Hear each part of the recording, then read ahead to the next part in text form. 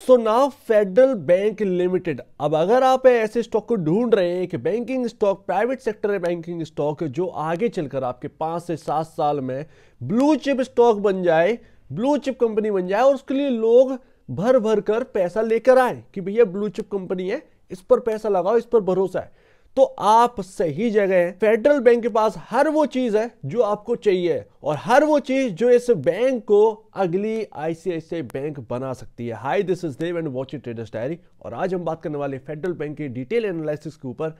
क्या ये 130 वाला स्टॉक 1300 बिकेगा? मैंने 80 रुपए पर ये रिकमेंड किया था और 80 रुपए के आसपास घूमता रहा।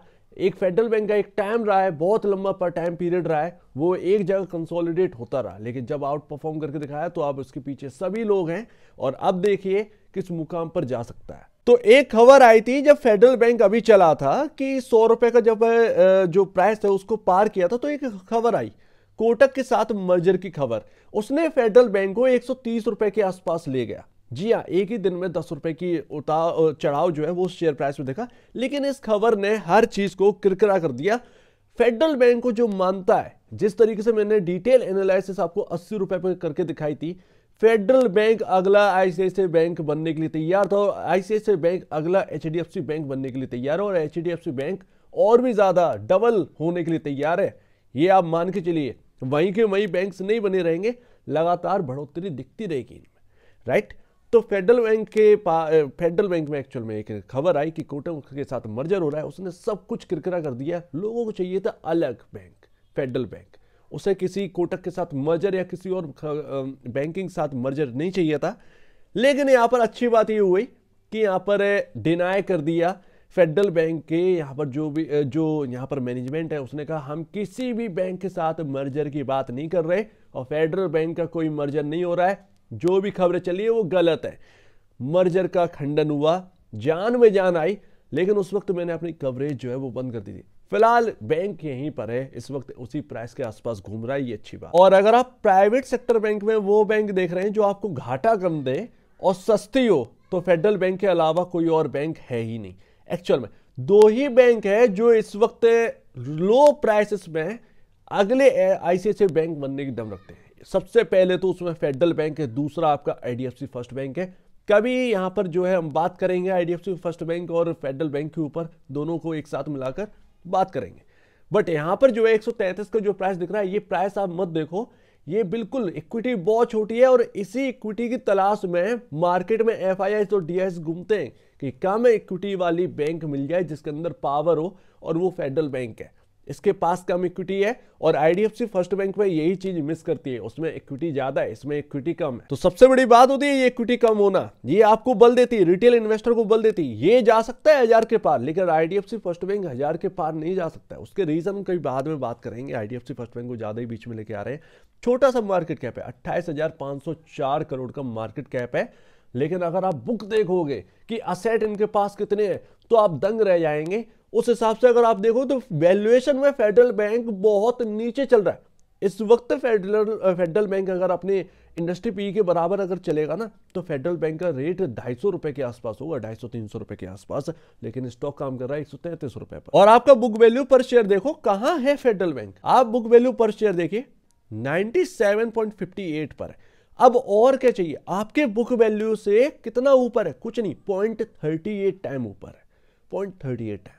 तो ये it's just a peanut for investor.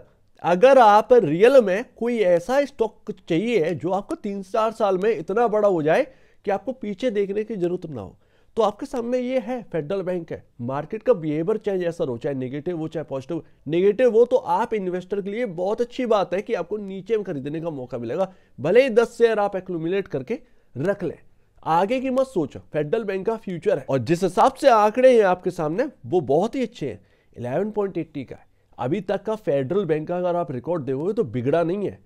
भविष्य एक अलग चीज है कि हाँ भविष्य में हो गया तो क्या करेंगे, वो एक अलग चीज है। भविष्य है, उसको नहीं पता, उसको हम मेजर नहीं कर सकते। लेकिन फिलहाल जो आंकड़े हैं, पिछला रिकॉर्ड देख लीजिए, अभी तक का आंकड़ा बिगड़ा नहीं है फेडरल बैंक का। और इंडस्ट्री पी आपका 20 है और स्टॉक का पी रेशियो आपका 11.43 है, और इतने पी रेशियो पर कोई भी बैंक काम नहीं कर रही। तीसरी और सबसे बड़ी बात, प्राइवेट सेक्टर बैंक में 6 बैंक ऐसे हैं जिसके नेट एनपीए जो हम पूरे बैंकिंग सेक्टर में बहुत आंखें गड़ा कर देखते हैं कि इसके नेट एनपीए कितने हैं। 6 बैंक के, सिर्फ 6 बैंक के ऐसी हैं जिसके नेट एनपीए 1% से कम है, और उस 6 बैंक में आपका फेडरल बैंक शामिल है। मैं नाम बता देता हूं। सबसे कम एनपीए है आपके एचडीएफसी बैंक के 0.32%, बहुत छोटा नेट एनपीए है, बहुत कम। उसके बाद आईसीआईसीआई बैंक इस लिस्ट में शामिल है। तीसरे पे आपका कोटक महिंद्रा बैंक, चौथे पे आपका एक्सिस बैंक, पांचवें पे आपका इंडसइंड बैंक, इंडसइंड बैंक, जी हाँ इंडसइंड बैंक, और सिक्स्थ पर आपका आता है फेडरल बैंक, फेडरल बैंक। ये है 6 ही ऐसी बैंक है जिसके 1% से नीचे एनपीए है। तो आपको और क्या चाहिए? आपको हर पैमाने पर, हर पैरामीटर पर अगर आप चेक करोगे, मेरे कहने पर नहीं, आप खुद अपना एनालाइज करिए, आप चीजें देखिए, तो अब आपको पता चलेगा। मेरे किसी के कहने से मत चलो, सिर्फ सुनो, अपना करो, एनालाइज करो कि हाँ भैया कह रहे हैं कुछ, तो उसको देख लीजिए। और यही जो है फेडरल बैंक को सबसे ज्यादा अट्रैक्ट करती है, और आईडीएफसी फर्स्ट बैंक के पास ये चीज नहीं है। तो प्राइस वाइज भले ही आप देख रहे हो, वैल्यूएशन वाइज भी दोनों अलग है। उसका मार्केट कैप ज्यादा हाई है आईडीएफसी फर्स्ट बैंक का compare to Federal Bank. Federal Bank बहुत ही ज्यादा लो वैल्यूएशन पर वर्क कर रही है, और 16 जनवरी को इसके रिजल्ट आ रहे हैं Q3, और उसमें भी अगर अच्छा करके दिखाया तो वैल्यूएशन और यहाँ पर जो है अट्रैक्टिव हो जाएगी फेडरल बैंक। अब वीडियो लेंदी हो रही है, इसलिए मैं चार्ट के ऊपर नहीं आ रहा हूं। चार्ट को छोड़ दीजिए, हम फंडामेंटल एनालाइज कर रहे हैं फेडरल बैंक का, राइट। समझिए जो अभी सिनेरियो चल रहा है, करंट सिनेरियो भले ही नेगेटिव हो, लेकिन आगे पॉजिटिव ही रहेगा मार्केट, राइट। सबसे पहली बात इसको याद रखिए।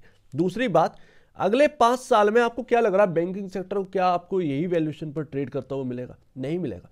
जिसकी वैल्यूएशन 50,000 करोड़ का मार्केट कैप के साथ बैठी है बैंक, वो अगले 5 साल में 1-1 लाख करोड़ के मार्केट कैप से ऊपर निकलेगी बैंक, राइट। सबसे पहली बात तो ये है, क्योंकि हमारे यहाँ ग्रोथ बढ़ रही है, हमारी इंडिया की ग्रोथ बढ़ेगी और लगातार बढ़ेगी, और उसमें बैंकिंग सेक्टर लगातार बढ़ता रहेगा, तो उसकी वैल्यूएशन भी बढ़ेगी, ये आपको मानना ही होगा। तो ये एक नजरिया रखिए कि आज जो आपको 28,000 करोड़ का मार्केट कैप वाली बैंक मिल रही है, अगले 5 साल में वो 1 लाख करोड़ के ऊपर भी निकलती हुई नजर आएगी। 5 साल एक बहुत बड़ा टाइम फ्रेम होता है, और उसमें अगर आपको 1 लाख करोड़ से ऊपर की बैंक ये मिलती है आपको जाते हुए, तो भाई ऑब्वियस सी बात है, आपका जो प्राइस है वो आपका 8 to 10 टाइम हो जाएगा, 8 to 10 टाइम आपका होता हुआ नजर आएगा, और इसमें आपका रिटर्न भी अच्छा खासा मिलेगा, और टाइमली रिटर्न मिलेगा। समझ रहे हैं ना? कोई भी स्टॉक दौड़ता है तो वो नीचे ही आता है, लेकिन एक जब आप एवरेज निकालते हो एक साल में कितना रिटर्न दिया, उस रिटर्न को बहुत अहमियत दीजिए, वो रिटर्न आपका सबसे ज्यादा मायने रखता है। तो ना यहां पर आप 5 साल के टाइम फ्रेम से अगर आप फेडरल बैंक की तरफ देखते हैं, यकीनन बहुत अच्छा है, जिस तरीके से ट्रैक रिकॉर्ड है उस तरीके से तो आप देखेंगे तो भैया यहाँ पर जो है आपको नेक्स्ट बिग बैंक बनती हुई नजर आएगी फेडरल बैंक। तो ये रहा आपके सामने एनालिसिस, बहुत ही छोटा एनालिसिस है, ज्यादा कुछ नहीं है। हम बहुत ज्यादा बात कर सकते हैं, लेकिन वीडियो लेंदी हो जाएगी, तो उसमें लेंदी में मजा नहीं आएगा। तो हम बात करेंगे, अगर आपको आईडीएफसी फर्स्ट बैंक और फेडरल बैंक की एक वर्सेस वीडियो चाहिए कि भैया कौन सी बेटर है, तो वो भी मैं दे दूंगा, कमेंट सेक्शन में कमेंट कर दीजिएगा। और अब दीजिए मुझे वीडियो देखने के लिए बहुत बहुत धन्यवाद दोस्तों।